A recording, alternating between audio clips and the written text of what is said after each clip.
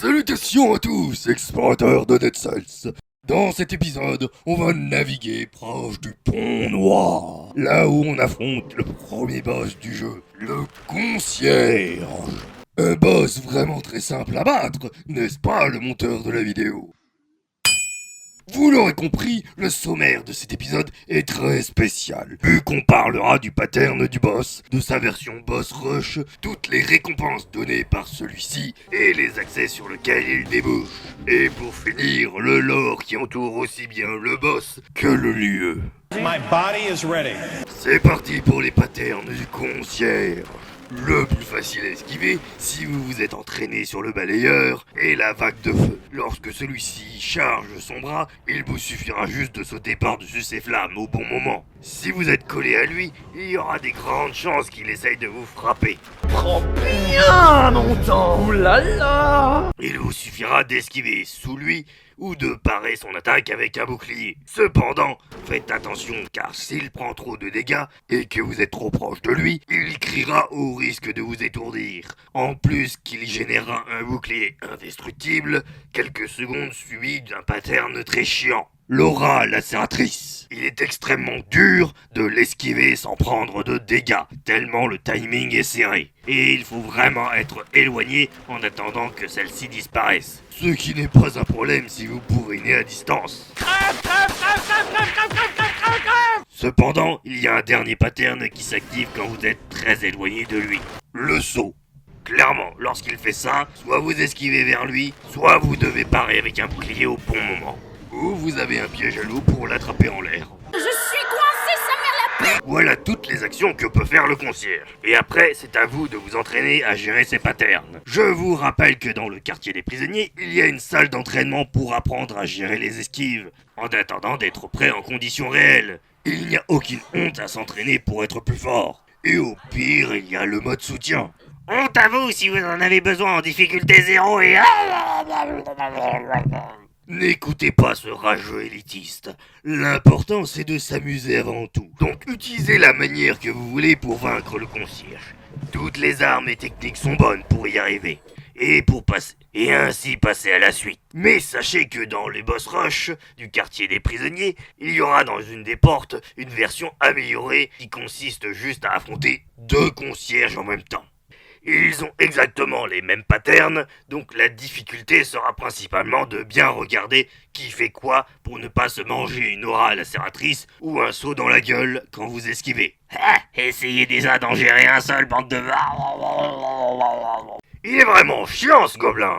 Oui, mais il est très fort pour survivre. Être compétent ne justifie pas d'être un connard. D'ailleurs, il est temps de parer de ce coffre, celui qu'on aura vaincu sur le pont noir. Alors pour commencer, la première fois, vous obtiendrez la rune de défi quotidien, qui fait apparaître dans le quartier des prisonniers, comme je l'ai dit dans cet épisode, une zone aléatoire par jour, où pour finir, il faudra vaincre le concierge à la fin, et ainsi débloquer des schémas uniques au bout d'un certain nombre de réussites.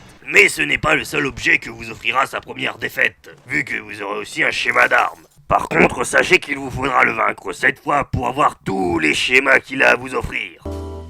Ça fait beaucoup là, non? Et c'est seulement après ça que vous pourrez débloquer les costumes de chaque niveau de difficulté. Car oui, vous obtiendrez un schéma de costume spécifique au boss par niveau de difficulté, vous l'aurez vaincu. Mais uniquement après qu'il ait craché tous les schémas d'équipement avant. Ah oui, et vous pourrez aussi porter sa tête si vous le battez 50 fois. Si vous êtes motivé. Bref, une fois vaincu le boss, vous aurez deux portes. Une porte chronométrée classique qu'il faut atteindre en moins de 15 minutes, et la porte qui s'ouvre uniquement si vous n'avez pas pris de dommages. Et celle-ci vous offre un équipement légendaire, c'est-à-dire un objet avec une capacité unique à la version d'origine. Cependant, à partir de ce moment-là, vous débloquerez aussi le forgeron. Grâce à lui, les armes que vous récupérez dans votre prochaine partie auront plus de chances d'être puissantes, jusqu'à avoir à coup sûr des armes de grande qualité.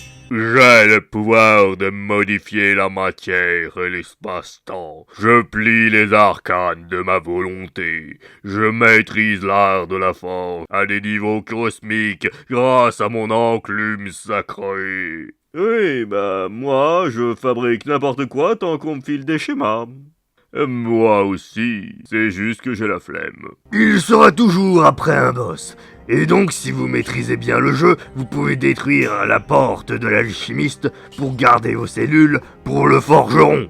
Je saurais pas vous dire pourquoi, mais je trouve ça un peu vexant. Cependant, c'est le risque de les perdre. Comme je lis dans le quartier des prisonniers, le boss rush est le meilleur moyen d'améliorer le forgeron si vous maîtrisez les boss. Mais en attendant d'être un professionnel, vous aurez débloqué aussi l'apprenti du forgeron pour vous aider en échange d'argent à améliorer vos équipements. Une seule fois. Et peut aussi changer leur spécificité si vous voulez une bonne combinaison d'effets. Mais je le répète, je vous conseille de dépenser chez lui uniquement avant le deuxième boss, pour ne pas dépenser dans des équipements qui seront jetés plus tard. Il peut apprendre à améliorer 2 fois un équipement si vous débloquez le schéma chez le collecteur, mais récupérable uniquement après avoir vaincu Conjonctivus 6 fois. J'ai appris à maîtriser les arcanes de la forge. Yeah! Grâce au forgeron. Ah non, l'alchimiste. Je suis si fier de toi. Voilà. Bref, il est temps de parler de tous les accès liés au pont noir. Pour commencer, il n'y a que 3 moyens d'aller là-bas. Le toit de la prison, le charnier et le DLC de Castlevania dans le château de Dracula. Ensuite, lorsque vous aurez vaincu le concierge, vous n'aurez que 3 possibilités. Le guet des brumes, le sanctuaire endormi uniquement si vous avez la rune araignée, qui se trouve là-bas, et le DLC 2 si vous l'avez. Après, il y a une chance aléatoire d'avoir la banque, mais ça on en parlera dans un autre épisode. Car il est temps que ce bouquin vous raconte l'histoire du pont noir et du concierge. Je suis tout oui. C'est du sarcasme. Évidemment. Le pont noir est l'unique accès pour entrer et sortir de la prison. Si on ne compte pas les égouts et le DLC 1, mais ça on verra dans d'autres épisodes. Ce qui est sûr, c'est que la prison a été construite à l'écart de l'île. Et donc tout ce qui s'approche de celle-ci sans être autorisé est abattu immédiatement, depuis les murailles, même si ce sont de vulgaires pêcheurs égarés. Ne nous obligez pas à faire feu, nous ne vous voulons aucun mal. Le pont noir était gardé personnellement par le directeur de la prison, dont on ne découvre son nom que grâce à quelques notes personnelles du roi dans son bureau, et ailleurs parfois. Son nom est Castaigne. En fouillant son bureau, on comprend que celui-ci est un abruti profond, obligé de lire des bouquins pour être un minimum compétent. Je vous laisse juger des titres de ses ouvrages. On verra des traces de lui dans certains biomes, mais surtout dans le quartier des prisonniers, où il tuera le jardinier royal, dont on parlera quand on abordera le premier DLC. Dans le jeu de base, celui-ci ne fera qu'exécuter beaucoup de prisonniers par pur plaisir. La prison donnera du temps pour réfléchir à vos employés, et ainsi ils ne pourront plus abîmer votre précieuse création. Et lorsque le mal-être arrivera, le roi lui enverra des messages secrets lui demandant de ne plus contrôler l'entrée des prisonniers, et de juste s'assurer qu'aucun d'entre eux ne sorte. La prison. La cause et la solution à tous vos problèmes. Sauf qu'on le verra dans d'autres biomes, mais cet imbécile a posté les ordres secrets du roi sur la place publique, comme si c'était normal, par exemple, de tuer et arrêter à vue tous ceux qui étaient suspectés d'être malades. C'est pas possible d'être aussi con! Résultat, les villageois et prisonniers se révolteront et ordonnera d'arrêter tous les révolutionnaires par la force s'il le faut et contenir la prison. Sauf que Castaigne sera infecté par le mal-être et juste après avoir recopié un extrait d'encouragement dans son livre de management, il dira commencer à se transformer et ira sur le pont noir pour empêcher les gens de traverser le pont. Et c'est ce qu'il fera sous la forme qu'on connaît, le concierge. C'est clairement notre protagoniste qui a dû lui donner ce nom dégradant, tout comme celui des prochains boss, je suppose. Je pense avoir dit tout ce qu'il y avait à savoir sur ce pont et sur Castaigne. Oh, regardez, j'ai attrapé un gros poisson. Ah, vous n'avez rien écouté de ce que j'ai dit. Non, Je vous déteste tellement. Bienvenue au club et...